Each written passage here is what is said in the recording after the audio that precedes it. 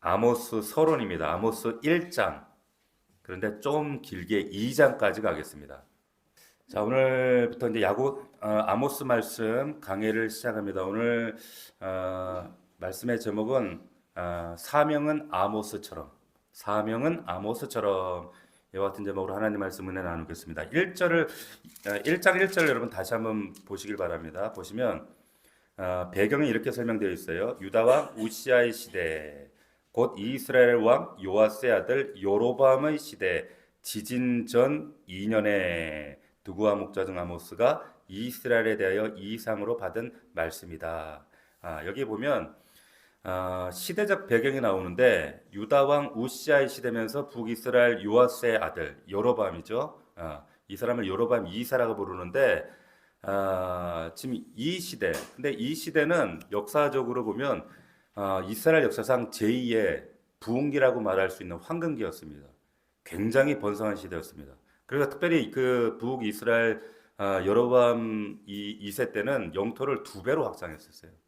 그러니까 다윗 솔로몬 때에 버금가는 그런 번영을 누렸는데 열왕기하의 그 14장에 가면 제가 한번 읽어드릴게요. 이런 말씀이 나와요. 열왕기하에 보면 이스라엘 하나님 여호와께서 그의 종 가드 헤벨 아미떼의 아들 선지자 요나를 통해 하신 말씀과 같이 여로밤이 나옵니다. 여로밤이 이스라엘 영토를 회복하되 어디까지? 하맛 어귀에서부터 아라바 바다까지 하였으니, 그러니까 옛날 영토보다 2배가 확장된 겁니다. 지도를 보면 이게 더 확실하게 와닿는데 거의 그러니까 우리나라로 치면 그냥 고구려 광개토 대왕인 거예요. 자, 근데 흥미로운 것은 그렇게 영토를 2배로 넓힌 여로보암 2세에 대한 행적이 이 열왕기 하나 그 이외에도 보면 행적의 기록이 없습니다. 그냥 몇 줄만 기록해요. 왜 그런가 하면 그 열왕기하의 그 말씀 그 24절 바로 전에 이렇게 말씀하고 있어요. 뭐라고 했냐면 여호와 보시기에 여로밤이 악을 행하여 이스라엘에게 범죄하게 했다. 이게 여로밤의 모든 죄에서 여로밤이 떠나지 아니하였다, 이런 말씀이 등장합니다. 그러니까 우리가 세상적으로 볼 때는 가장 번영을 이루고 번성을 이룬 굉장히 대단한 왕으로 세상 사람들은 평가할지 모르지만 세상의 평가와 하나님의 평가는 완전히 다르다는 겁니다. 아무리 경제적으로 강성하고 부흥하는 그런 왕이라고 할지라도 하나님 보시는 평가는 악한 왕이었다는 거예요. 그래서 몇 줄 기록이 나오지도 않아요. 자, 어쨌든 간에 이 아모스가 이 등장했던 시대는 이런 번성했던 여로보암 시대, 굉장히 경제적으로 부흥하던 그런 시대였습니다. 얼마나 부흥했는가 그 아모스에도 그 증거를 찾아보면, 여러분 3장 한번 15절 한번 보세요. 3장 15절로 한번 넘어가 보시면 이런 말이 있어요. 겨울궁과 여름궁을 치리니 상하궁들이 파괴되며 큰 궁들이 무너지리라, 뭐 이런 말씀 나오죠. 자, 여기 보면 이 말을 뒤집어서 보면 당시 왕이 여름 지내는 궁이 따로 있고 겨울 지내는 궁이 따로 있었다. 상으로 만든 궁이 있고 또 큰 궁이 있었다, 이런 뜻이겠죠.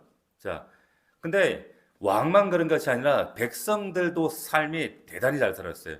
6장 한번 4절 가보시면, 자, 같이 한번 읽어볼까요? 시작.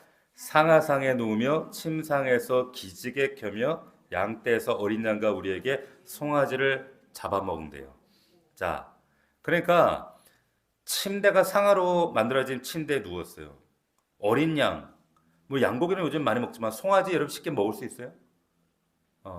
근데 그만큼이 부유했다는 겁니다. 예.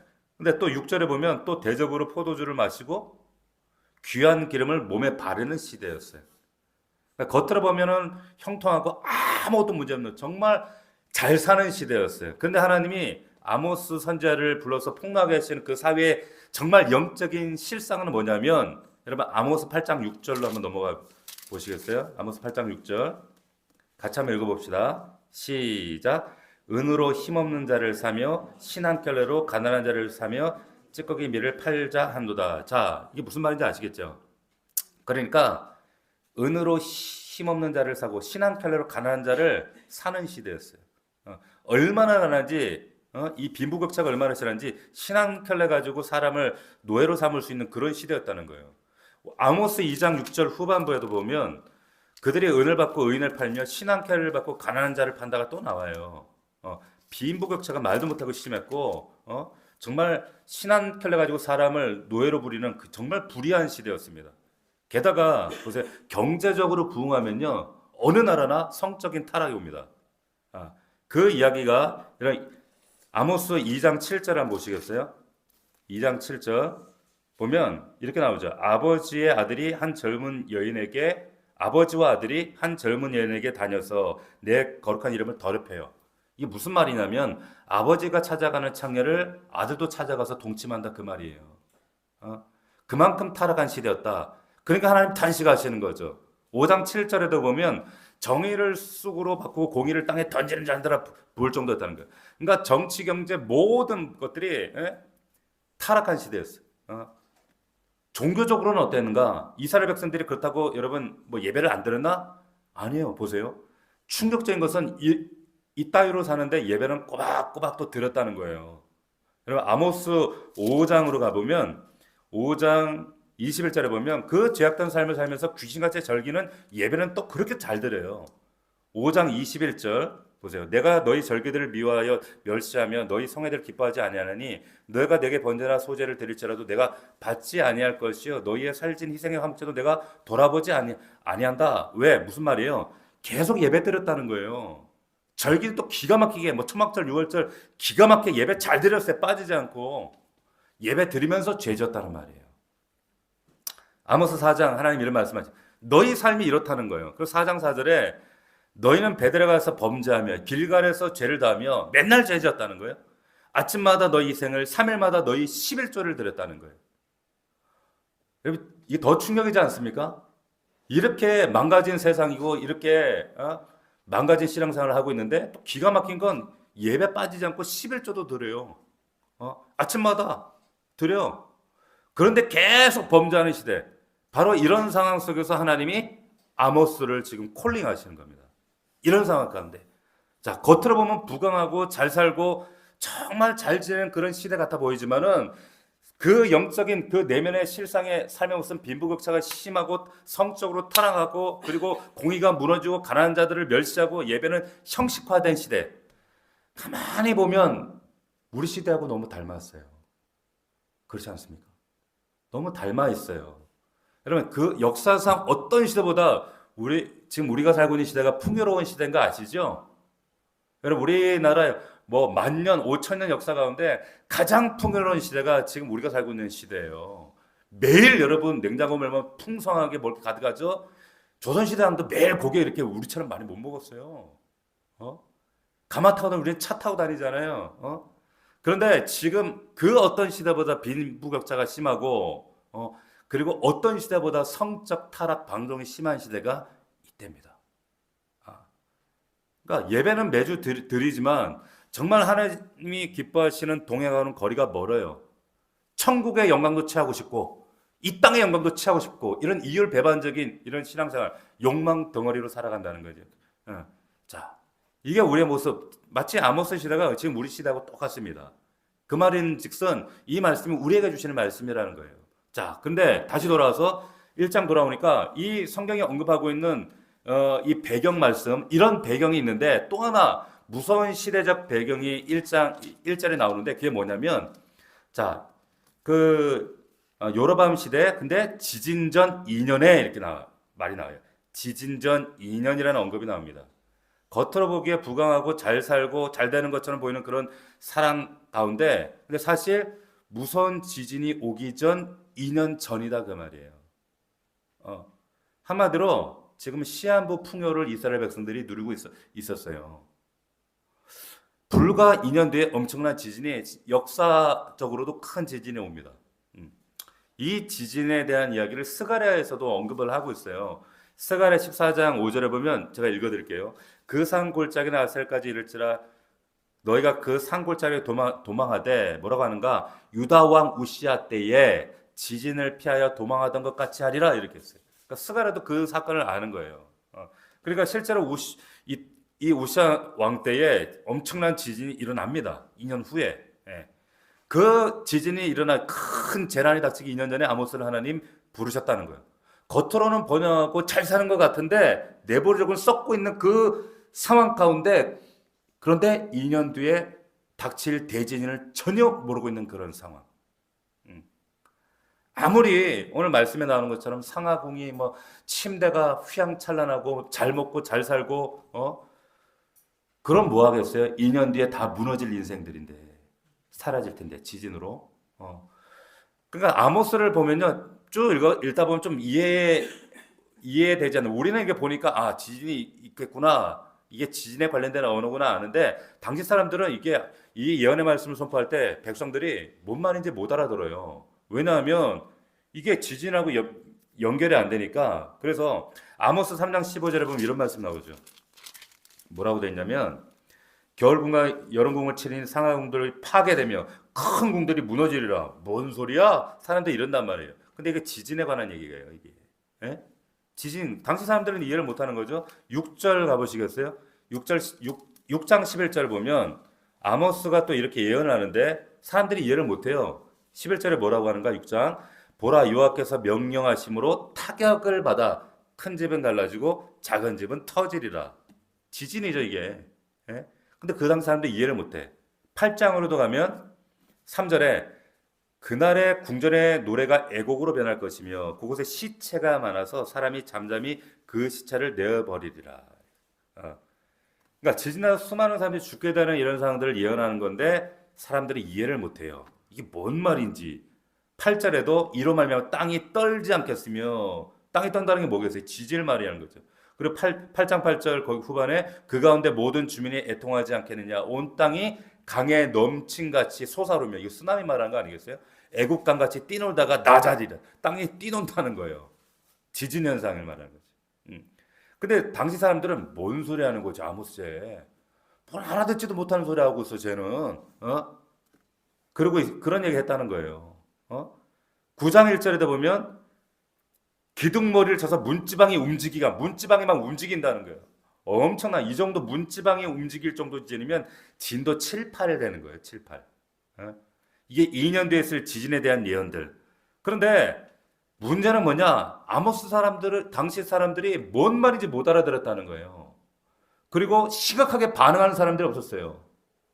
두려워하는 사람이 없었다는 거예요.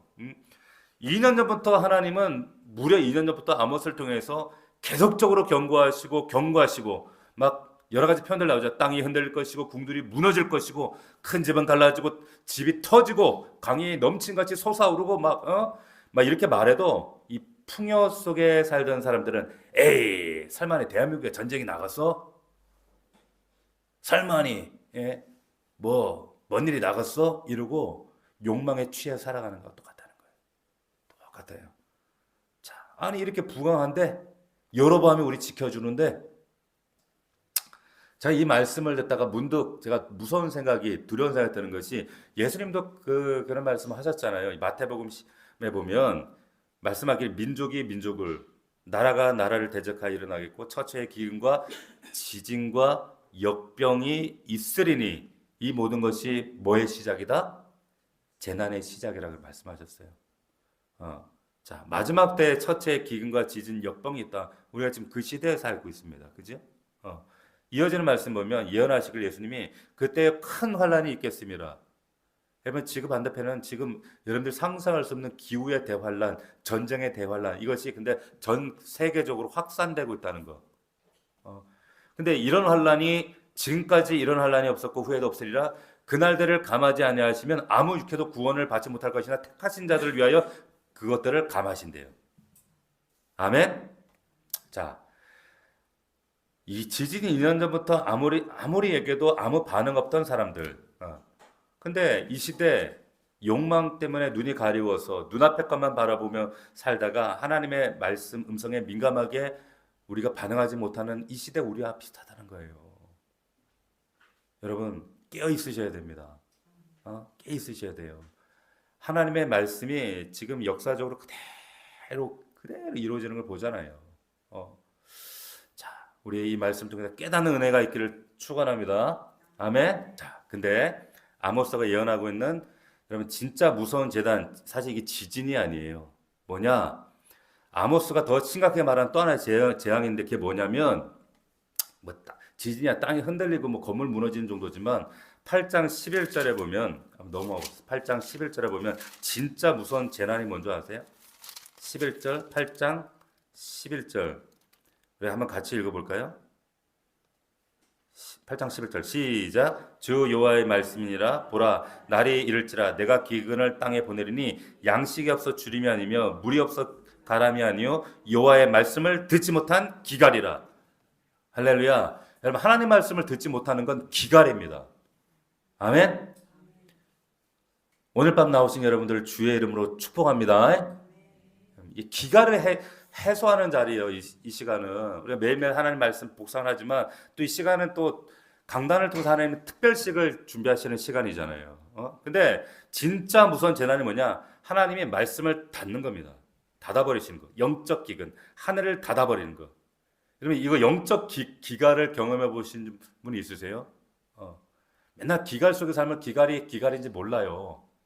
그런데 말씀을 듣지만 예배 가운데 참석하지만 강단의 말씀이 선포되지만 그런데 어느 순간 있잖아요. 말씀이 딱 안 들리는 순간이 있어요. 그냥 이게 소리로만 들립니다. 하나님의 하늘문을 딱 닫아버리시면 아무런 성령의 감화도 감동도 그리고 민감함도 분별도 안 되어지고 그냥 소리로만 목사님 오늘 또 이런 소리 하는가 보다. 이런 예화 하는가 보다. 이렇게만 들리지 하늘문 닫아버리면 이래요. 그래서 여러분 내 영혼의 상태를 늘 분별하고 점검하고 살피고 돌아보는 것이 굉장히 중요해요. 중요합니다. 이걸 잘 못하니까 목자가 있고 목사가 있는 거예요. 아니네. 그럼 불러다가 또 진실의 방에서 얘기도 하고 신방도 하고 목자가 신방하고 목장에서 왜 하나님 앞에 정신 차려 이렇게 얘기하잖아요. 네? 여러분 이 하늘의 문이 하나님에게 닫아버리시거나 이게 죄로 가로막히거나 문제가 생기면 일단은 이 말씀이 나와 상관없이 들립니다. 그리고 내 영혼에 굉장히 강팍하게 돼서 소리가 하나님 말씀이 이게 안 들어와요. 강팍한 영 상태가 되면 또 어떻게 되는가? 사탄의 먹이가 돼요. 그 강팍한 심령 틈새를 타서 계속 우리의 마음과 생각을 왜곡하고 또 분별 못하게 만들고 세상 가운데 욕심 가운데 행하도록 만들어요. 자, 얼마나 답답한지 몰라요. 자, 아모스 1장 다시 돌아와서 자, 이제 아모스가 부름받은 시대에 대한 설명이 끝나고 이제 아모스 개인에 대한 설명을 이렇게 합니다. 드고와 목자 중 1장 1절 다시 보세요. 드고와 목자 중 아모스가 이스라엘에 대하여 이상으로 받은 말씀이다. 자, 흥미로운 건 직업을 얘기하죠. 목자래요. 자, 아모스 이름의 뜻이 뭐냐? 짐을 지는 자 이런 뜻이에요. 짐진 자. 아모스가. 근데 아모스 인생을 가만히 보면은 진짜 짐진 사람 맞아. 왜 그런지 아세요? 이 사람이 직업이 하나 더 있어요. 이 사람 직업이 하나 목자 말고 뭐가 있어요? 네? 아모스 7장으로 한번 가보시겠습니까? 아모스 7장 14절. 아모스 7장에 가면은 아모스가 막 선지자 노릇하려고 하는데 이스라엘 제사장 아마샤가 와가지고 야 너 뭔데? 네가 갑자기 너 정체가 뭐야? 네가 왜 말씀을 전하고 그래? 막 이런단 말이에요. 그때 아모스가 자기 이렇게 소개합니다.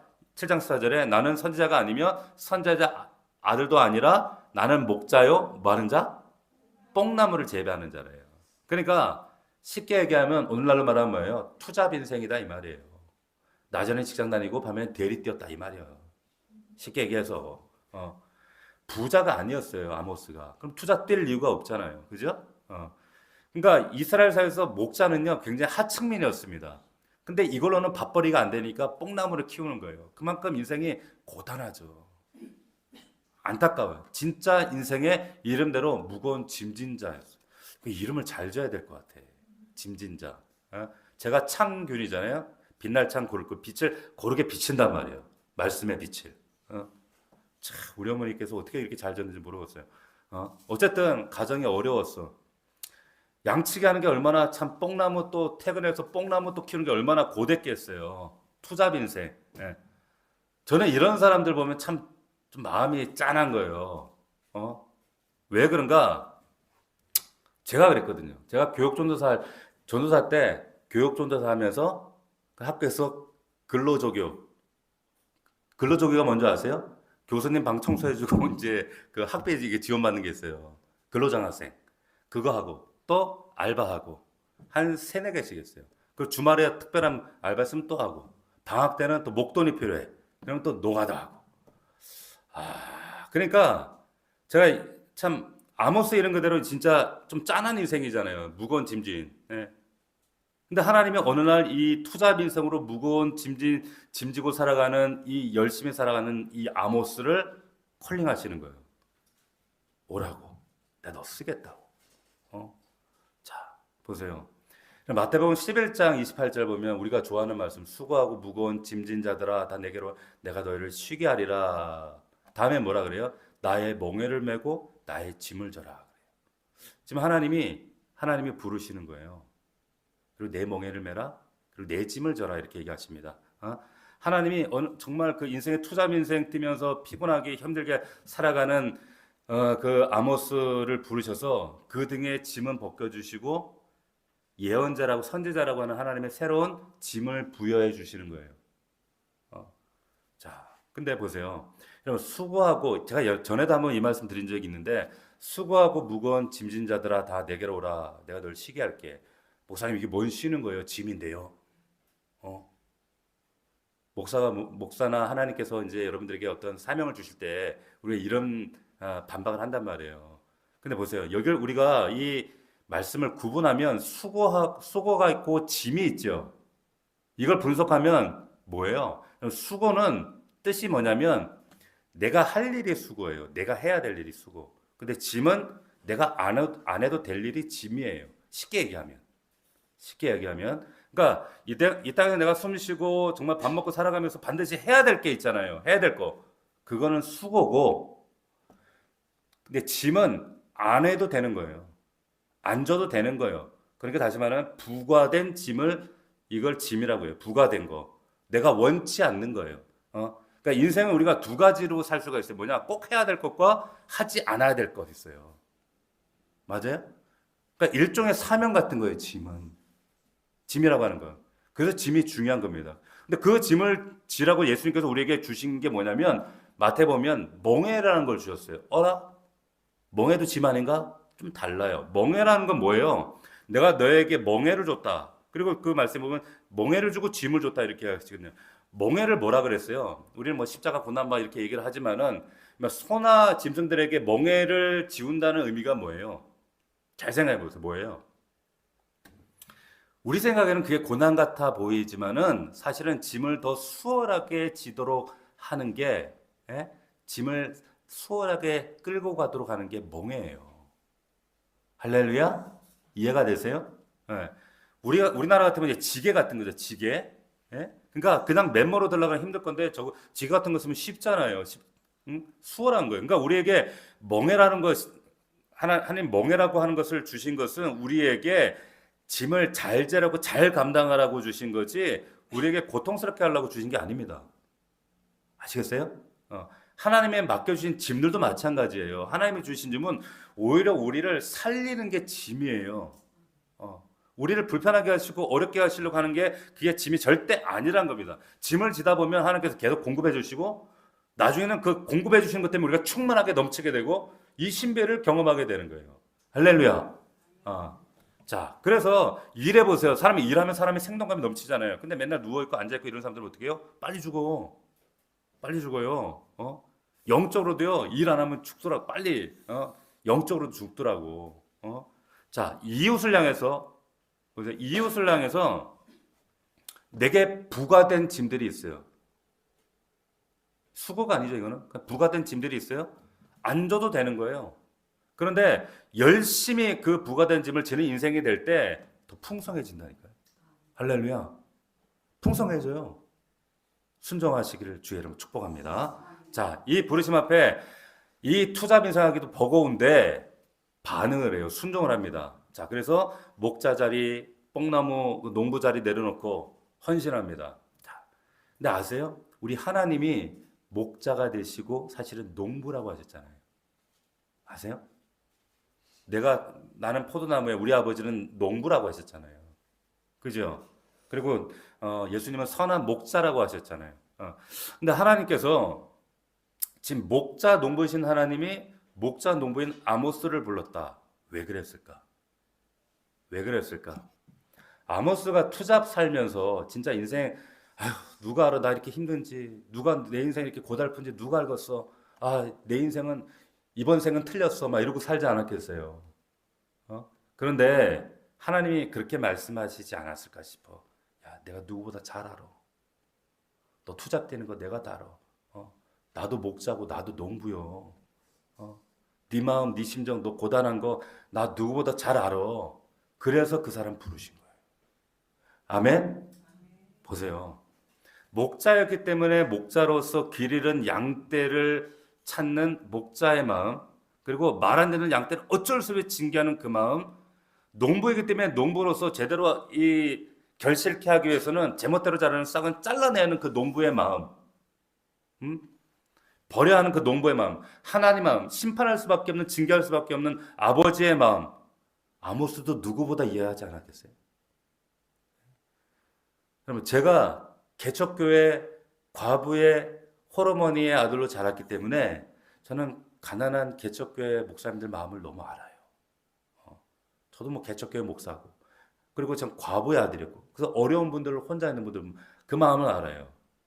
그리고 제가 어렵게 공부했던 신학생이기 때문에 저도 어려운 신학생을 돕고 싶은 거예요. 그래서 우리 필리핀의 집 신학생을 돕잖아요.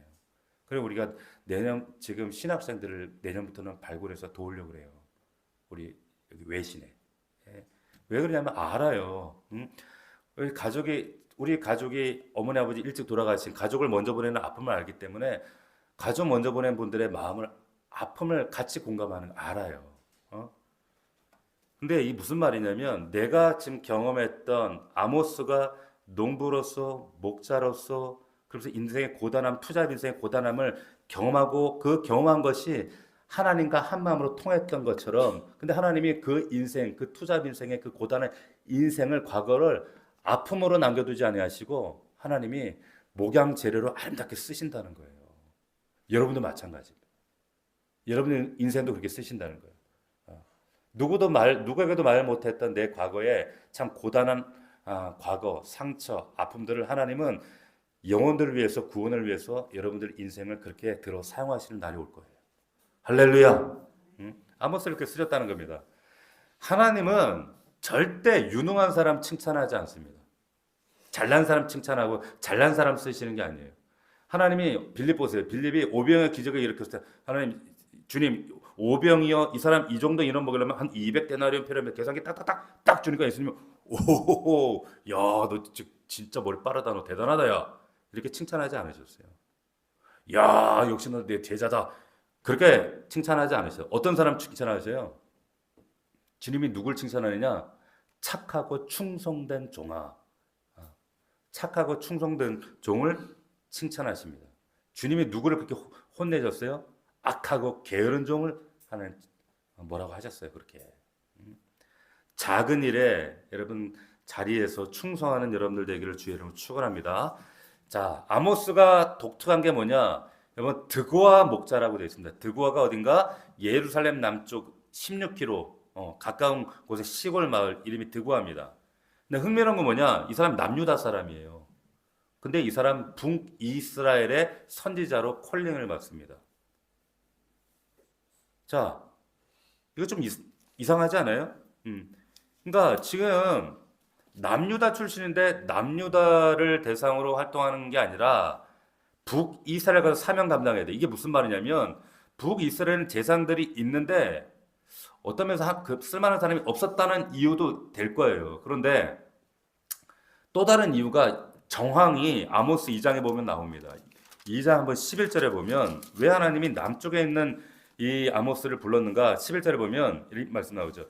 너희 아들 중에서 선지자를 너희 청년 중에서 나신 일으켰나니 이스라엘 자손들아 과연 그렇지 아니하냐? 하나님이 계속 일으켰어요. 북쪽에도 일으켰는데 그들을 어떻게 대했냐면 그러나 너희가 나실 사람으로 포도주를 마시게 하고 선지자에게 명령하여 예언하지 말라 하였느니라. 그러니까 당시 사회 분위기가 이랬다는 거예요.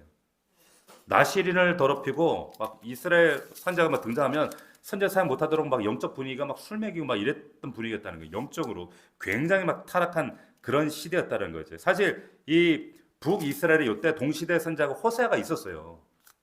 이 같은 시대입니다, 사실은. 그런데도 보세요. 호세아가 이렇게 막 선지자 사명의 모습은 맨날 고면하고 막 씨름하지 그러잖아요. 그래서 이 남유다인을 아모스를 북으로 보내시는데 아모스 입장에서는 이게 쉬운 일이에요? 쉬운 일이 아니에요? 쉬운 일 아니에요. 생각해 보세요. 자기 삶의 반경이 남유다 드고한데 예? 여기 농사 짓는 거 작은 거지만 양도 있고 그래도 자기 삶의 반경이 여기인데 북이스라엘을 보내. 그것도 그 중심지 베델로 가래. 예? 야, 이거는 정말 무거운 짐이에요. 이름대로 짐. 가고 싶은 땅이 아니에요. 하고 싶은 일도 아니에요. 익숙한 일도 아니에요. 자기는 뽕나무 키우는 사람이어서 그냥 목동이었단 말이에요. 목자. 그런데 보세요. 하나님께서 지금 북이스라엘로 가라고 하는 거예요. 그러면 잘 들으세요. 오늘 말씀을 통해서 여러분 잘 아셔야 될 게 뭐냐? 사명자라는 건 뭐냐? 사명자라고 하는 것은 내가 하고 싶은 일을 하는 게 그 사람의 사명자가 아니라 내게 익숙한 일을 하는 게 그게 사명자가 아니라 내가 하고 싶은 일을 할 수 있는 일을 하는 게 사명자가 아니라 다 정반대. 하고 싶지 않고 익숙하지 않고 하고 싶지 않은데도 불구하고 하나님이 가라고 할 때 가시는 것, 부르심에 그 순종하는 그게 사명자인 줄로 믿습니다. 하나님이 여러분들한테 요구하실 때 그렇게 요구하실 거예요.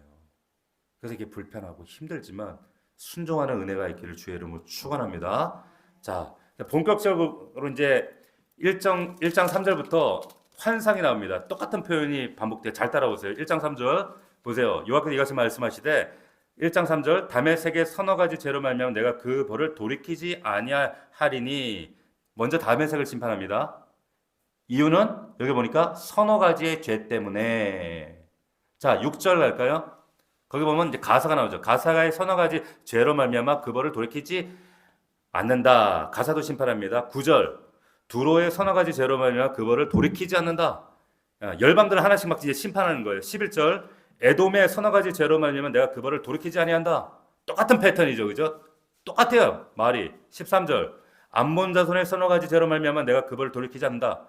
2장으로 넘어갑시다. 2장 1절 모압의 서너 가지 죄로 말미암아 내가 그 벌을 돌이키지 아니한다. 자, 보세요. 다메섹, 가사, 두로, 에돔, 암몬, 모압. 이방 민족들은 하나님 심판이 선포되는데 예? 여기까지 들으면 아모스 얼마나 좋았을까? 오! 드디어 이놈의 새끼들을 다 하나님 심판하시는구나. 속으로 쾌재를 불렀을 수도 있어. 자기들이 다 적국이니까. 그러니까 할렐루야. 하나님 드디어 이 민족들을 심판하시는 거야. 하나님 화이팅! 최고야! 짱! 막 이러면서 막 이러는데 문제는 그 다음 말씀이에요. 2장 4절 유다의 서너 가지 죄로 말미암아 내가 그 벌을 돌이키지 아니하리니. 남유다도 똑같이 죄로 인해 심판 대상이 된다는 거예요. 더 심각한 건 이제 가서 북이스라엘에 전해야 되는데 6절부터 이스라엘의 서너 가지 죄로 말미암아 내가 그 벌을 돌이키지 아니하리라. 여러분 이게 굉장히 중요한 겁니다. 무슨 말이냐? 여러분 하나님의 선택받은 백성이라고 해서 심판 기준이 다르지 않다 이 말이에요. 이해하시겠어요? 하나님은 똑같이 행한 대로 행하십니다. 아모스 당시 이스라엘 백성들의 큰 이 편견이 뭐냐? 선민의식이 있었어요. 우리는 심판받지 않는다. 그러니까 아모스 9장 10절에 가보면 이런 말씀이 있어요. 이스라엘 백성들은 선민이라는 이유 때문에 9장 10절에 보면 10절이죠. 자, 너희 절기를 애통은 너희 모든 노래를 애고로 변하게 하며 모든 삶의 굵은 배로 허리를 동게 하며 모든 머리를 대머리가 되게 하며 독자적으로 말미암아 애통하듯 하기에 결국은 공과 날과 같게 하리라. 아모스 9장 10절. 9장 10절 다시 내 백성 중에 말하기를 화가 우리에게 미치지 아니하며 이르지 아니하리라 하는 모든 죄는 칼에 죽으리라. 자, 이렇게 말하는 사람들이 있었다는 거예요. 그러니까 이상한 생각을 가지고 있었죠. 우리들은 선배니까 안 죽어. 그러니까 오늘날로 말하면 무슨 말이냐면 내가 구원받으니까 나는 어떻게 살아도 나는 심판 안 받아. 이 얘기예요. 여러분 보세요. 아모스가 이 말씀을 이제 선포해야 되는데 북이스라엘 가서 생각해보세요. 얼마나 힘들었을까. 자기들은 심판받지 않을 거라고 굳건하게 믿고 있는 이 선민 백성들한테 너희들도 똑같이 하나님한테 심판받는다. 서너 가지 죄 때문에 너희들도 똑같이 다를 바가 없다. 오히려 너희들이 더 큰 심판받을 수 있다. 믿는 자들이기 때문에 이렇게 얘기한다면 얼마나 힘들겠습니까? 얼마나 마음이 어렵겠어요. 열방들 심판한 것과 너희들 기준이 다르지 않다. 뒤에 보면 보세요. 이 믿는 자들에 대한 심판은, 이 열방에 대한 심판은 짧은데 뒤에는 더 길어요. 어마어마하게 깁니다. 우리 잘 적용해 봅시다. 그럼 믿는 자라고 해서 아무렇게나 사시면 안 됩니다. 아멘.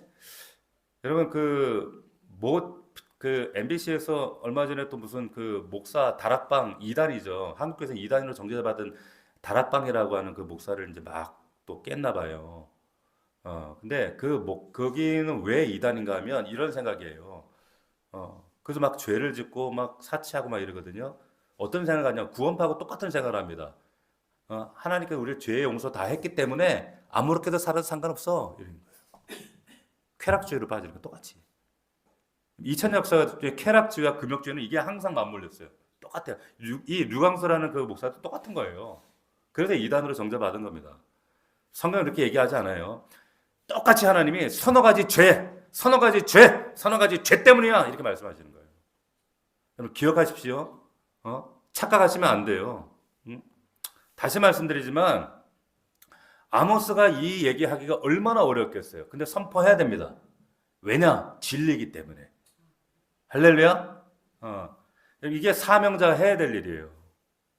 잘 들으세요. 우리 리더들은 잘 들으십시오. 교육자들 잘 들으셔야 돼요. 우리가 말씀을 전할 때 사실 참 말하기 곤란한 거북한 말들, 남들에게 환영받지 못할 그런 메시지가 하나님 말씀이 그렇잖아요. 잘 되라, 복 받아라 이런 말만 있는 게 아니잖아요. 오늘 말씀처럼. 근데 실제로 이 말 전하다가 아모스가 사실은 또 핍박받아요. 저는 박 목사는 사명자로 살길 원합니다. 아멘. 제가 제 설교가 가끔은 여러분들을 불편하게 할지라도 거북하게 할지라도 저는 진리를 선포하길 원하고 여러분들 그 진리를 잘 분별하시기를 원하고 그 은혜 안에 진리 안에 서 있기를 주님의 이름으로 축복합니다. 할렐루야. 그게 건강한 교회가 되는 거예요. 자, 말씀 마치겠습니다. 한번 정리해 볼게요. 아모스가 부름받은 시대는 겉으로 번영했지만 영적으로 부패했습니다. 이 시대가 그래요. 지진 2년 전입니다. 근데 아무도 몰라요. 심각하게 받아들이지 않는 거예요. 분별이 사라졌어요. 주님 재림하실 때도 처처의 기근과 지진 역병이 있다라고 했습니다. 근데 더 큰 문제는 영적 기갈이 오는 시대가 옵니다. 영적 기갈이. 네, 우리 하나님 말씀이 있을 때 더 은혜로 충만하시기를 축복합니다. 아모스 투잡의 인생이었어요. 예나 지금이나 참 고단한 인생들이었어요. 놀랍게도 하나님 인생을 부르실 때 그 짐을 내려놓고 주의 일에 헌신하게 하시는데 주님이 우리를 부르실 때 일하자고 하실 때 때로는 나와 맞지 않는 자리일지라도 순종하는 때에 그게 사실은 놀라운 은혜가 있는 줄 믿습니다. 멍해를 꼭 기억하세요. 멍해는 올가매는 게 아니에요. 축복이에요. 축복.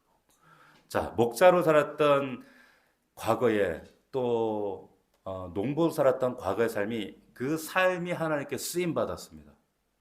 맞죠? 왜 나만 겪는 고난이냐고 불평하지 마십시오. 하나님께서 내 과거의 경험을 통해서 여러분 인생을 사용하셔요. 할렐루야.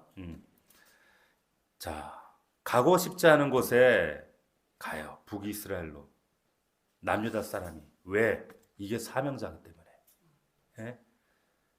우리에게 익숙한 자리, 그리고 우리에게 편한 자리, 내가 하고 싶은 일, 그것만이 아니라 하나님이 원하시면 순종하는 사명자로 사는 여러분들 되시길 바랍니다. 여러분들에게 끊임없이 말씀하실 때 말씀을 통해 잘 분별하셔야 돼요. 그런 하나님, 아모스 같은 주의 종들이 우리 교회에 많이 일어나기를 주의 이름으로 축복합니다.